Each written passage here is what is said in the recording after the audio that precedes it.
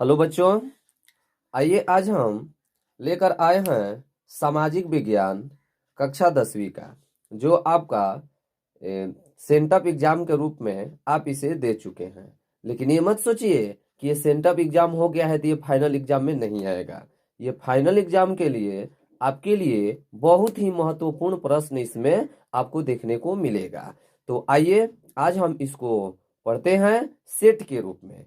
Copy और कलम ले लीजिए और इसमें यदि कुछ वीडियो की क्वालिटी की वजह से यदि आपको दिखाई नहीं देगा तो प्रश्न सुनकर और आंसर को अच्छे से नोट कर लीजिएगा। और ये सभी क्वेश्चन पेपर आपके पास होगा पहले से, क्योंकि आपके विद्यालय में ये परीक्षा हो चुका है।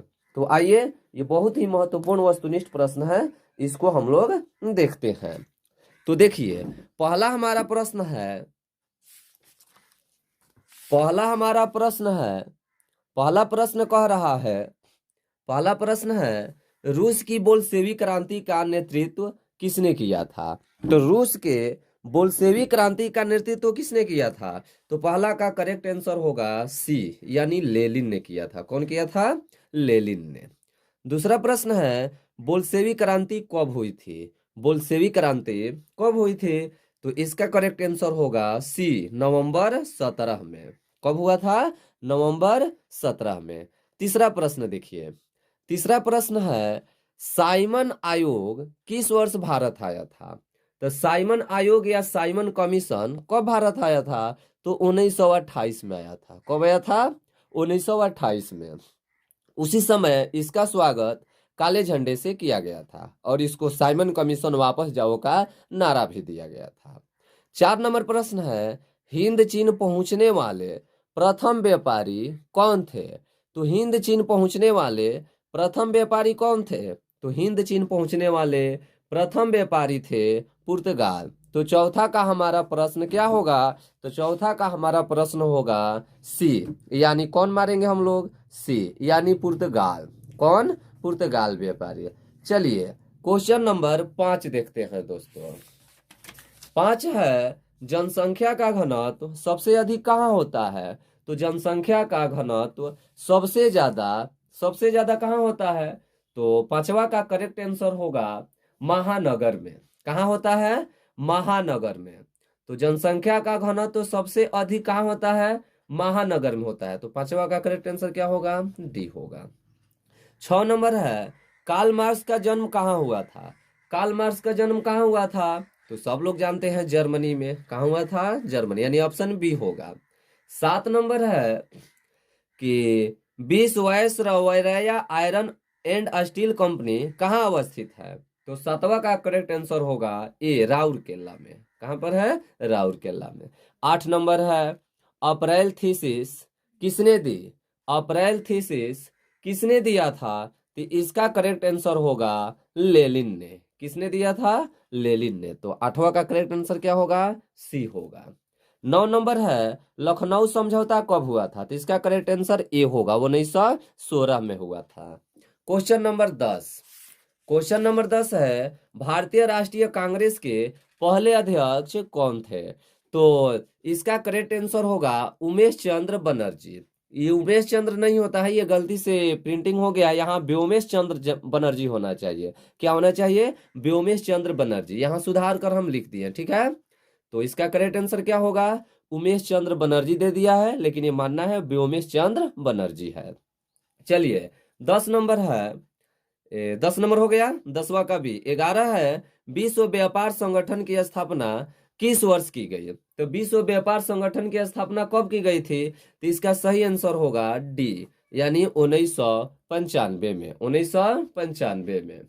12 नंबर है निम्न में से किस देश में मिश्रित अर्थव्यवस्था है। तो ये कोई और देश नहीं, ये हमारा देश भारत है, यानी इसका ऑप्शन सी होगा, ठीक है। चलिए 13 नंबर है सेवा क्षेत्र में कौन सी क्रियाएं शामिल होती है। तो सेवा क्षेत्र में कौन सी क्रियाएं शामिल होती है? तो यातायात, संचार एवं बैंकिंग, यानी इसका ऑप्शन हमारा होगा सी, ठीक है।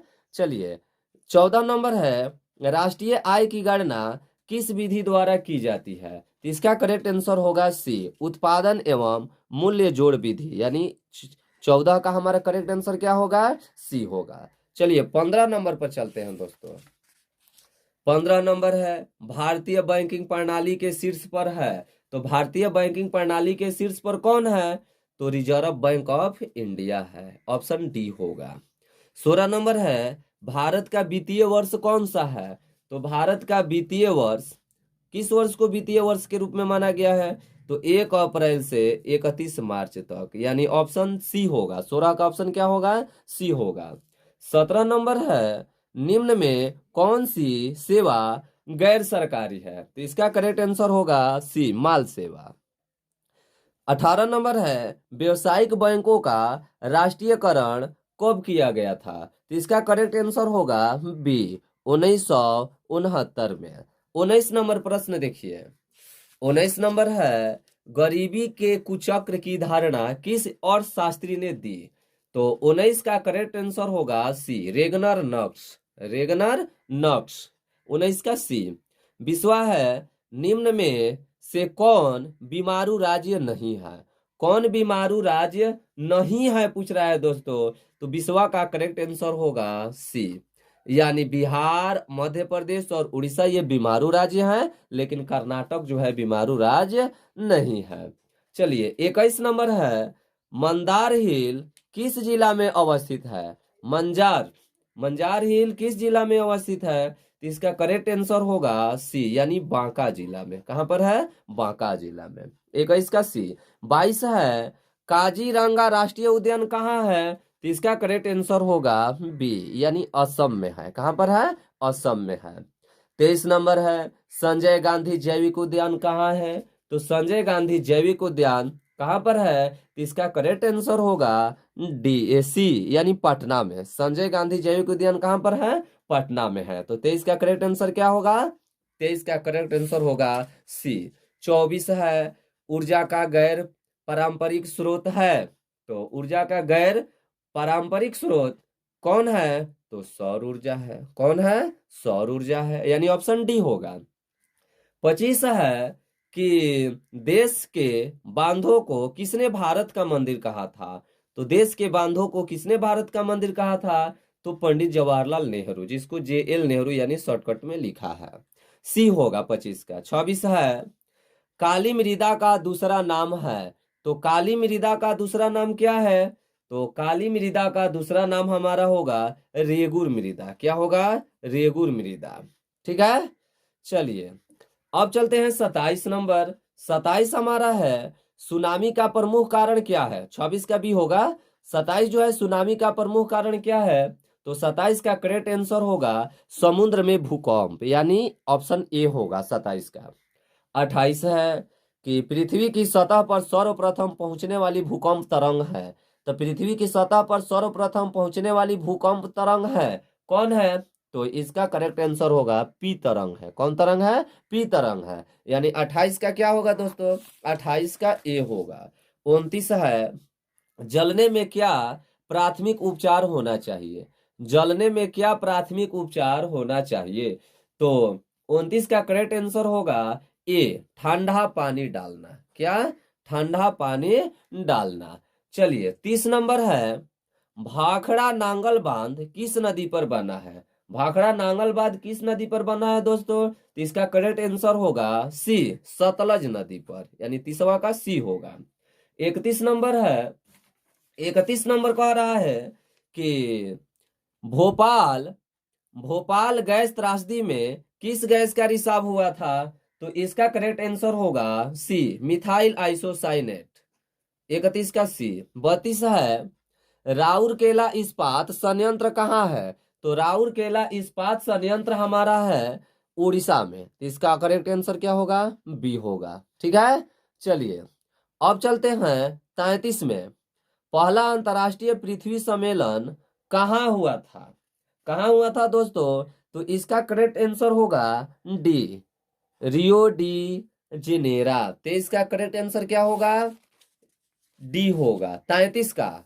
चलिए 34 का कपास के लिए उपयुक्त मृदा है। तो कपास के लिए उपयुक्त मृदा किसे माना गया है? तो रेंगुर मृदा को, यानी ऑप्शन ए। इसी को हम लोग काली मिट्टी के नाम से भी जानते हैं। 35 नंबर है कि कौन प्राकृतिक आपदा विस्तृत क्षेत्र को प्रभावित करती है? तो इसका करेक्ट आंसर होगा ए यानी भूकंप। ठीक है। ये 36 नंबर है, विश्व में सबसे बड़ा प्रजातंत्र किस देश का है? विश्व में सबसे बड़ा प्रजातंत्र किस देश का है? तो ये भी हमारा देश होगा यानी भारत, यानी ऑप्शन ए होगा 36 का। 37 है, हाल ही में कौन सा भारतीय राज्य को 2 केंद्र शासित प्रदेशों में बदला गया है? तो इसका करेक्ट आंसर होगा 37 का बी यानी जम्मू कश्मीर को। ठीक है ना।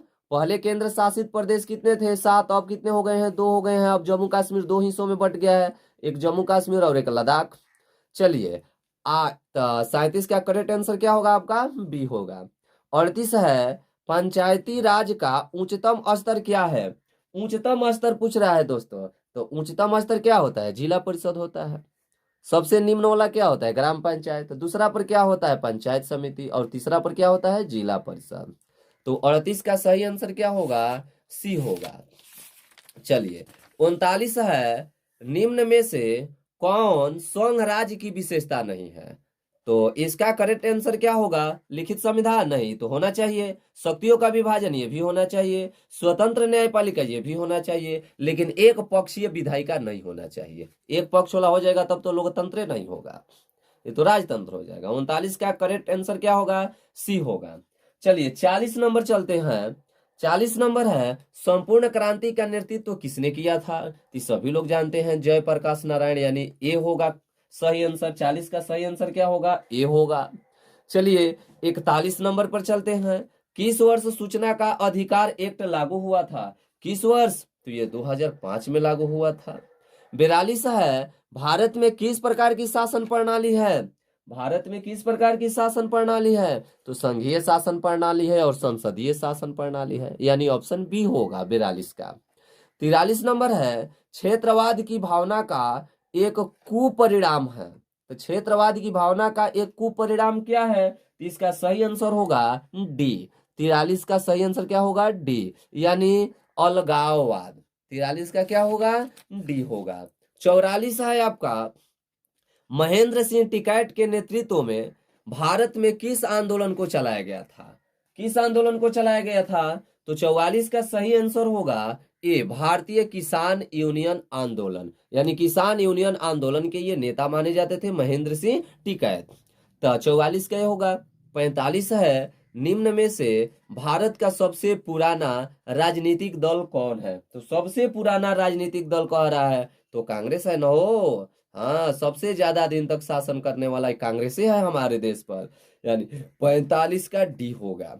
46 नंबर है, 46 कह रहा है कि विविधताओं के बीच सामंजस्य की स्थापना की सर्वाधिक क्षमता किस शासन व्यवस्था में होती है? किस शासन व्यवस्था में होती है? तो लोकतंत्र में होती है, यानी ऑप्शन सी होगा 46 का। 47 है, भारत में हुए 1977 में आम चुनाव में किस पार्टी को बहुमत मिला? तो 1977 के आम चुनाव जो हुआ था तो कौन पार्टी को बहुमत मिला था? जनता पार्टी को बहुमत मिला था। 48 नंबर जो है, सूचना का अधिकार आंदोलन किस राज्य से शुरू हुआ था? कौन राज्य से शुरू हुआ था? तो राजस्थान से शुरू हुआ था। इसका सही आंसर क्या होगा दोस्तों? ए होगा। 48 का क्या होगा? ए होगा। 49 नंबर, चलिए 49 नंबर है, भारतीय संविधान सभा का गठन कब हुआ था? तो भारतीय संविधान सभा का गठन 1946 में हुआ था, यानी 49 का ऑप्शन सी होगा। 50 है, किस सूची के विषय पर केंद्र तथा राज्य सरकार दोनों कानून बना सकती है? तो संघ सूची इस पर तो केवल केंद्र सरकार, राज्य सूची इस पर केवल राज्य सरकार, समवर्ती सूची पर ये केंद्र सरकार और राज्य सरकार दोनों ही कानून बना सकती है, लेकिन इन दोनों में यदि टकराव हो जाए तो केंद्र सरकार द्वारा बनाया गया कानून ही क्या होता है? मान्य होता है। 50 का क्या हो गया? सी। 51, भारत में वर्तमान में कितने केंद्र शासित प्रदेश है? तो कितने केंद्र शासित प्रदेश हैं? तो 9 हो गया है, यानी 7 पहले था और आज 2 कर दिया गया जम्मू कश्मीर को तोड़ के, तो 7 2 कितना हो गया? 9 हो गया। तो 51 का क्या होगा? बी होगा। चलिए 52 नंबर है, पंचायती राज व्यवस्था का प्रारंभ सर्वप्रथम भारत के किस राज्य से हुआ, किस राज्य से हुआ? तो इसका करेक्ट आंसर होगा बी, यानी राजस्थान से। 53 है, पंचायती राज अधिनियम 2006 महिलाओं को कितना प्रतिशत आरक्षण प्रदान करता है? तो कितना प्रतिशत? तो 50%। 50% यानी 53 का क्या हो जाएगा? 53 का हो जाएगा हमारा डी। 54 नंबर है, निर्वाचित महापौर का कार्यकाल कितने वर्षों का होता है? कितने वर्षों का होता है? तो इसका करेक्ट आंसर होगा, यानी 54 का सही उत्तर होगा 5 वर्ष, यानी बी होगा। 55 है, पानी की कीमत में वृद्धि के कारण कहाँ जनसंघर्ष हुआ था? कहाँ जनसंघर्ष हुआ था? तो 55 का सही उत्तर क्या होगा? बोलीविया, यानी डी होगा इसका। 55 का क्या होगा? डी होगा। 56 नंबर है, अंकोर वाट का मंदिर कहाँ है? तो अंकोर वाट का मंदिर कंबोडिया, यानी कंबोडिया में है। तो 56 का सही आंसर क्या होगा? डी होगा। 57 नंबर है, गांधी जी चंपारण किस वर्ष आए थे? तो गांधी जी चंपारण 1917 में आए थे। इसी समय न आए थे तो तीन कठिया प्रणाली के खिलाफ आंदोलन हुआ था। 58 है, किस पुस्तक को समाजवादियों की बाइबिल कहा जाता है? तो कार्ल मार्क्स ने एक पुस्तक लिखी थी जिसका नाम क्या था? Das Kapital. क्या नाम था? Das Kapital. 58 का क्या होगा? सी होगा। 58 का क्या होगा? सी होगा। 59 है, गांधी जी ने किस गोलमेज सम्मेलन में भाग लिया था? प्रथम की द्वितीय? तो द्वितीय गोलमेज सम्मेलन में भाग लिए थे, प्रथम में ये भाग नहीं लिए थे। चार्चिस्ट आंदोलन कहाँ हुआ था? तो इसका सही आंसर होगा लंदन में, यानी 60 का सही आंसर क्या होगा? ए होगा। 61 नंबर है, पटना में गोलघर का निर्माण किस उद्देश्य से हुआ था? तो पटना में गोलघर का निर्माण किस उद्देश्य से किया गया था? तो अनाज भंडारण के उद्देश्य से किया गया था, यानी ए होगा। यानी ये यदि पूछ देता तो कब हुआ था? तो 1786 में हुआ था। कब हुआ था ये? 1786 में हुआ था। तो चलिए 61 का हो गया ये। 62 है, पूंजीपति वर्ग के द्वारा किस वर्ग का शोषण हुआ? पूंजीपति वर्ग के द्वारा किस वर्ग का शोषण हुआ? श्रमिक वर्ग, मध्यम वर्ग, कृषक वर्ग। हाँ, इन सभी वर्गों का शोषण हुआ था। डी होगा 62 का। 63 है, अंतर्राष्ट्रीय मुद्रा कोष का गठन कब हुआ? अंतर्राष्ट्रीय मुद्रा कोष का गठन कब हुआ? तो इसका सही उत्तर होगा 1944, यानी ऑप्शन सी होगा। 63 का क्या हो गया? सी हो गया। चलिए 64 नंबर है, विश्व आर्थिक मंदी की शुरुआत कब हुई थी? विश्व आर्थिक मंदी की शुरुआत कब हुई थी? तो इसका सही आंसर होगा 1929 में। पूरा विश्व में अर्थव्यवस्था चरमरा गया था दोस्तों, क्योंकि प्रथम विश्व युद्ध हुआ था, उसके बाद हर तरह की समस्याएं आई थी। तो ये ऑप्शन बी होगा 64 का। 65 है, महात्मा गांधी ने किस पत्रिका का प्रकाशन किया था? महात्मा गांधी ने किस पत्रिका का? तो यंग इंडिया, हरिजन। हाँ, ये दोनों का किए थे, ए और बी दोनों होगा। ठीक है ना? चलिए 65 नंबर 65 का हो गया सी आपका। 66 नंबर जो है, विश्व में दूध का सर्वाधिक उत्पादन किस देश में होता है? दूध का सबसे ज्यादा उत्पादन किस देश में होता है? तो अमेरिका में होता है। कहाँ पर होता है? अमेरिका में होता है। 67 नंबर है, द्वितीय पृथ्वी सम्मेलन का आयोजन कहाँ हुआ था? तो द्वितीय पृथ्वी सम्मेलन का आयोजन कहाँ हुआ था? तो जोहान्सबर्ग में हुआ था। इसका ऑप्शन डी होगा 67 का। 68 है, बिहार में अति जल दोहन से किस तत्व का संकेंद्रण बढ़ा है? तो इसका सही आंसर होगा सी, यानी आर्सेनिक से। कहाँ से होगा? आर्सेनिक से। इसका करेक्ट आंसर क्या होगा? सी होगा 68 का। चलिए 69 नंबर है, ग्रीन बुक में शामिल किया गया है। तो ग्रीन बुक में किसको शामिल किया गया है? तो असाधारण पशुओं की सूची को। असाधारण पशुओं की सूची को, यानी बी होगा 69 का। 70 है, गिर राष्ट्रीय उद्यान कहाँ स्थित है? तो गिर राष्ट्रीय उद्यान कहाँ स्थित है? तो इसका सही उत्तर होगा सी, यानी गुजरात। गिर राष्ट्रीय उद्यान कहाँ स्थित है? तो गुजरात में है। 71 है, 71 कह रहा है, 1 टन इस्पात बनाने में कितने मैग्नीज का उत्पादन होता है? तो 1 टन इस्पात बनाने में 10 किलोग्राम मैग्नीज का उत्पादन होता है, यानी 71 का बी होगा। क्या होगा? बी होगा। 72 है, निम्न में से कौन ऊर्जा स्रोत अनवीकरणीय है? कौन ऊर्जा स्रोत अनवीकरणीय है? तो 72 का सही आंसर होगा डी, पेट्रोलियम। 73 है, वर्षा ऋतु में कौन सी फसल बोई जाती है हो? तो वर्षा ऋतु में धाने न होता है, ए होगा यानी खरीफ फसल। खरीफ फसल धान होता है, रबी फसल जो होता है जो गेहूं होता है, गेहूं मटर, और जायद फसलें जो होता है गर्मी के दिनों में। चलिए तो हमारा ए होगा, 73 का क्या होगा? ए होगा। 74 नंबर हमारा प्रश्न है, द्वितीयक क्षेत्र संबंधित है। तो द्वितीयक क्षेत्र कौन चीज से संबंधित है? तो औद्योगिक क्षेत्र से संबंधित है, यानी बी होगा 74 का। 75 है, पटना शहर किस नदी के किनारे बसा हुआ है? तो गंगे नदी के न किनारे बसा हुआ है, तो सी होगा 75 का। 76 है, निम्न में से कौन आपदा मानव जनित है? यानी मानव जनित यानी मानव के द्वारा। बाढ़ हम लोग मानव के द्वारा नहीं, भूकंप मानव के द्वारा नहीं, सुनामी मानव के द्वारा नहीं, सुनामी नहीं, क्योंकि ये सब प्राकृतिक है। आतंकवाद मानव जनित आपदा है, डी होगा 76 का। 77 है, लेनिन की मृत्यु कब हुई थी? तो लेनिन की मृत्यु 1924 में हुआ था, यानी डी होगा 77 का। 78 है, निम्नांकित में कौन सामाजिक संरचना का अंग है? तो निम्नांकित में कौन सामाजिक संरचना का अंग है? सामाजिक संरचना का अंग कह रहा है शिक्षा, स्वास्थ्य, नागरिक सेवा, ये सब तो है, इनमें से सभी हो जाएगा। 78 का क्या हो गया? डी हो गया। 79 देखिए, राष्ट्रीय विकास परिषद का गठन कब हुआ? राष्ट्रीय विकास परिषद का गठन 1952 में हुआ था दोस्तों, यानी सी होगा। 80 जो है, भारत की वित्तीय राजधानी किस शहर को कहा जाता है? यानी भारत की रुपया पैसा की राजधानी मुंबई को कहा जाता है, यानी 80 का क्या होगा? ये होगा। ये 80 महत्वपूर्ण वस्तुनिष्ठ प्रश्न था दोस्तों। यदि आप इस चैनल पर नए हैं तो हमारे चैनल को जल्दी सब्सक्राइब करें और जो ऑल नोटिफिकेशन है उस पर क्लिक कर दें, ताकि कोई भी हम वीडियो डालते रहें तो आपके पास इसकी सूचना पहुंचता रहे।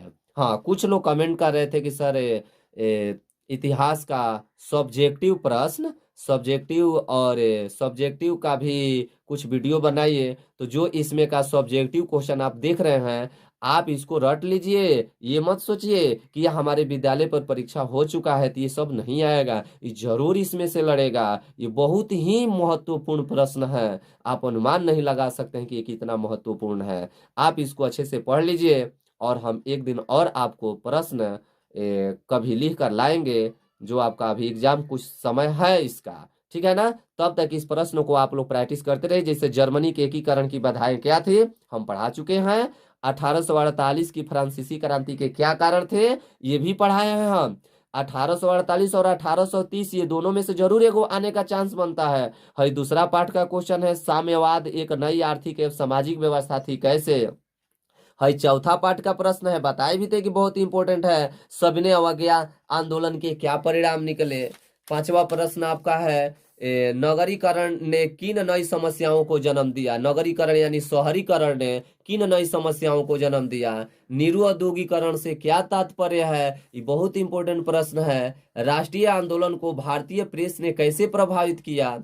ये दीर्घ उत्तरीय में है। एक बाद इटली के एकीकरण में मेजनी, काउंट काबूर, गैरिबाल्डी के योगदानों को समझावे। ये जरूर इसमें से एगो प्रश्न रहेगा आपका, ये मेजनी से रहे, काबूर से रहे या गैरिबाल्डी से रहे, ठीक है ना। तो ये इतिहास के बहुत ही इंपॉर्टेंट प्रश्न है। देख लीजिए यहाँ लघुतरीय प्रश्न राजनीतिक विज्ञान का कौन सा है? सूचना के अधिकार आंदोलन के मुख्य उद्देश्य क्या थे? धर्मनिरपेक्ष राज्य से आप क्या समझते हैं? राजनीतिक दल को परिभाषा दें। आतंकवाद लोकतंत्र की चुनौती है। फिर इसके बाद आपको प्रश्न है दीर्घोत्तरीय में कि भारतवर्ष में लोकतंत्र के भविष्य को आप किस रूप में देखते हैं? राजनीतिक दल के प्रमुख कार्य क्या होते हैं? इन सबको आप अच्छे से याद कीजिए, इसको लिखिए, सभी पढ़ाया हुआ चीज है। और शास्त्र में चलेंगे तो सकल घरेलू उत्पाद से आप क्या समझते हैं? वस्तु विनिमय प्रणाली क्या है? स्वयं सहायता समूह क्या है? आर्थिक विकास से आप क्या समझते हैं? दीर्घोत्तरीय में चलेंगे और शास्त्र का तो राष्ट्रीय आय की परिभाषा दे, इसकी गणना की प्रमुख विधि कौन सी है? उपभोक्ता के कौन कौन अधिकार है? प्रत्येक अधिकार को सुदाहरण लिखे।